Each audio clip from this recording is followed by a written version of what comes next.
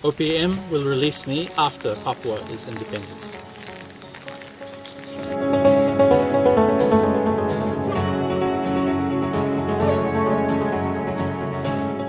Syederalun kelompok kriminal bersenjata merilis video dengan gambar yang memperlihatkan kondisi pilot Susi Air, Kapten Philip Mark Martens yang telah disandra selama 32 hari. Diketahui sebelumnya pesawat Susi Air dibakar oleh kelompok kriminal bersenjata di Kabupaten Duga, Papua Pegunungan pada Selasa 7 Februari 2023 pagi. Pilot Susi Air Philip Mark Martens telah disandra oleh kelompok kriminal bersenjata pimpinan Egyanus Kogoya di hutan Kabupaten Duga, Papua Pegunungan.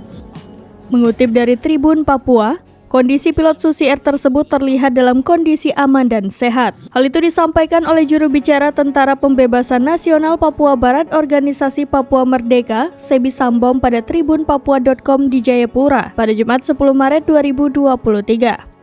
Dari sejumlah gambar yang dirilis oleh KKB, kondisi Philips terlihat baik-baik saja. Pilot Susi Air tersebut terlihat tengah dikawal dan berada di tengah-tengah para pasukan yang membawa senjata api dan panah. Pihak kepolisian pun sampai saat ini masih melakukan negosiasi untuk pembebasan pilot Susi Air yang telah disandra tersebut. Upaya pencarian juga terus dilakukan oleh pihak kepolisian. Kapolres Nduga AKBP Rio Alexander Panelewen pada tayangan YouTube Kompas TV pada Jumat 10 Maret 2023 mengungkapkan saat ini proses operasi pembebasan sedang berjalan. Sempat beredar informasi bahwa pilot tersebut merupakan bagian dari OPM atau KKB.